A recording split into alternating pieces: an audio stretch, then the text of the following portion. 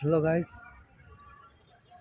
আমরা এখন গুয়াহাটির বালাজি মন্দিরে আছি। ভিতরে ফটো তোলা নিষেধ, তাই এখানে বাইরেই ভিডিও করছি। দেখে নেন চারিদিকে।